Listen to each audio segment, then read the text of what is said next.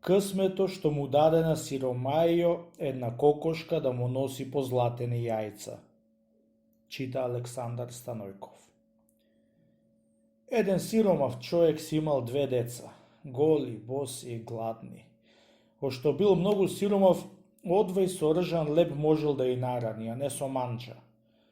Тате, му велеле, која ќе ни купиш и нам јагне као што ми купи комшијата на децата? За Великден ќе ви купам, синковци, јагне и пастърмица, му рекол. Верувајќи го татка си, децата со радост го чекале Великден и ката ден го прашале татка си дали ќе му купи за Великден јагне. Ќе ви купам, синковци, ако сум жив и ако ни наврати Господ некој късмет, за да добијам пари, му велел.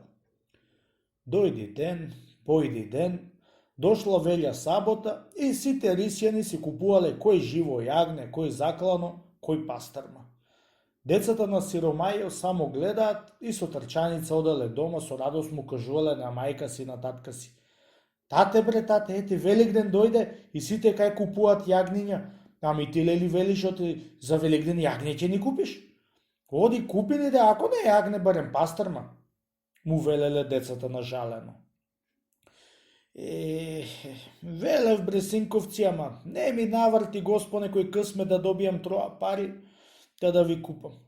Молете Бога да ми наврти Господо вечера некој късмет и на часо ќе ви купам, му рекол малце као понаврекнато. Бидејќи неучени на јадење манџи, сиротите деца се заќутија и си прокаснаа помалце ржан лебец вечерта и си легнале, та си заспале ужалени. Колку што беа ужалени децата, 10 пати поеќе се ужалија таткото и мајката, дека не могле со ништо да израдуваат дечињата, ако не со алишта, барем со троа мевце. Цела ноќ сиромајо што се моле на Бога за Господ ненадејно да му наврати некој късмет, за и тој да изарадува децата. Бидејќи жената му била многу погана, саноќ што го јаде и му зборува, оти се женил која не бил вреден да гледа деца и жена, као што гледаат друзите луѓе. Еле, се обзорило и си зел една кошница вракат, отишол над градот во една корија да собери троа коприви да му свари на децата, барем да срекнат на ручек коприви, ако не чорба од јагне. Барајќи коприви, видел во една чистина едно чудо луѓе кај работат, кои греди делкале, кои кули праеле, кои столои, кои друга работа. Христос воскресе, браќа, му рекол, денешен за многу години. Вистина воскресе, пријателе, за многу години и со се вас, му одговориле и пак си работеле. Без да се ѓибните, браќа, му рекол сиромајо, нешто ќе ве прашам. Вие бидејќи сте рисјани, оти работите денеска на ден Великден, дали сте момци или турци, дали сте приеври? Дошто е живо денеска седи и се весели, а пак вие работите. Ние сме късметите на чорбаджиите, пријателе, му рекле. Та затоа работиме и на ден Великден за тие да бидат богати, да седат, да не работат. Ете, за тоа работиме. Ами мојо късмет овде е, браќа, да ве видам, да се видам и да го прашам, оти јас сум молку сиромав што да не можеме на ока месо да купам за Великден и да си омрсам децата, му рекол. Късметот твој, пријателе, е на врв планина во Самовилската бавча со друзи късмети што не работат. Ако сакаш, ајде да те однесиме еден од нас тамо и да ти го кажи късмето, му рекле. И вати си го за врат, да удри му еден ќотек и сакај му ја кокошката што носи позлачени јајца, да ти ја дај и во 1-2 години ќе се обогатиш и късметот твој веќе ќе се разработи и ете си богат. Многу ви благодарам, браќа, на ова добро што ќе ми го сторите, му рекол.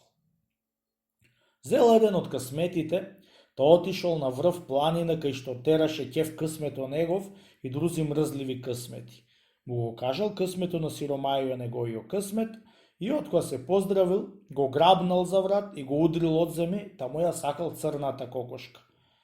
На страо згора му ја дал кокошката късмето на сиромајо.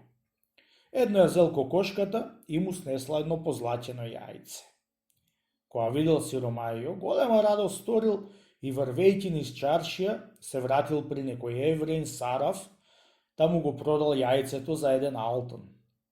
Земајќи алтано, си накупил од се што му требаше за Великдено и кога си дошол дома, од кај што беа сите жалостни, сите се израдувале и Христос воскресе го пеале. Од тој ден веќе му се разработил късмето, кој од кокошката по 1 алтан на ден што добивал, кој е од късмето, се обогатил едно чудо. На тоа згора, сторил ниет сиромајо да оди на аджилък и го донесол дома евреино да му ја кажи куќата, да сиди секи ден сам да си го зема јајцето. Си отишол аджилък и ватил да му оди евреино дома кај сиромајо да си го зема јајцето. Со денеска, со утре, неверна излезе жената и вати да си иди евреино и навечер да си лежи при неверната жена. Клет евреино бидејќи, што ќе му текне? Да ја речи на жената да му ја заколи кокошката и да му ја сготви да ја вечерат, ако сака да ја еди, а ако не, не ја идел. Зборот две не му го сторила и ја заклала кокошката. Варејќи ја, дошле двете деца и пробуричкале во грнето, та едното ја изело главата од кокошката и другото джиѓеро.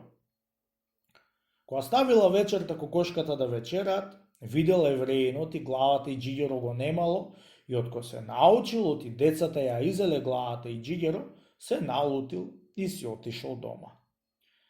Ако сакаш да ти идам секоја вечер, ја рекол, да клаиш една ранија вода да зоври и да попариме двете деца што изедоа главата од кокошката и джиѓерчето.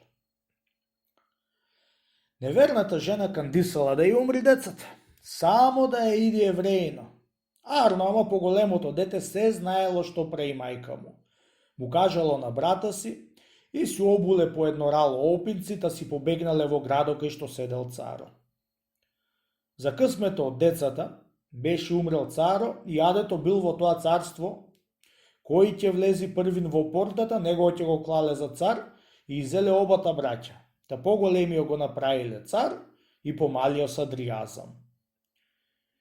Идејќи сиромајо од аджилък, поминал низ една планина и виде две сливи, едната црна, магарешка, и другата бела, тамам уздрејани саде за ќеф. Скинал од црните една слива и едно ја изел се сторил магаре, каснал една од белите и се сторил човек. Си собрал и од двете сливи да му се најдат и си дошол дома. Откога се научил за сета работа што направила жената, многу се налутил и ја дал една црна слива да касни. Жената му едно ја изела и се сторила магарица. Ја купила еден оглавник, ја направила еден самар, направил едно вастагарче со една железна боцка, да се ја јавнал и си отишол во царскиот град да бара работа на некое здание да носи песок и камење.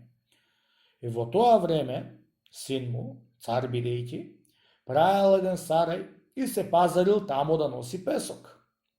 Кога беше направил едни кобли, колку едни крбли, Исав не чинело тоарање песок и што да може да ја дупи со боцките и да ја тепа со вастагарчето и да ја зборува тоа што сторила. Седејќи сидму на стариот сарај, многу пати го гледал кога ја тепал магарицата и ја тоарал многу. И заповедал да го однесат пред него, да го прашал: "А бре човече, зошто си толку бездушен на добитокот во тоарање и во тепање? Ќе те прашам и ќе ми кажеш?" Заповедај на измеќарите твои честити царе да ја вкачат овде магарицата и тогај ќе ти кажам и ќе ми даиш право да ја тепам поеќе, му рекол. Ја донесле магарицата и ја дал една бела слива да изејти и се сторила жена. Која ја видел царо мајка си негоа и тога ја усетил оти тој е татко му. За каков себап ја прави ти бре човече жена ти на магарица? Тој почнал да му кажува како бил сиромав, како немал пари да му купи на децата за Великден ништо, како отишол да збира коприви, како и нашол късметите, како му ја зел кокошката, како отишол на аджилък и кога дошол дома и се научил за оти кокошката ја заклала да го гошта евреино и како сакал да и попари двете деца и тие избегале.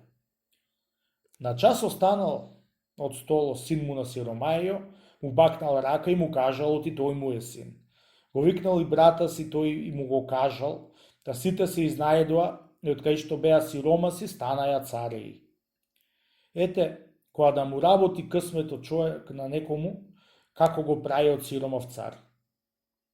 Злобливата и неверната мајка 3 дни живеа и пукна од мака и завис.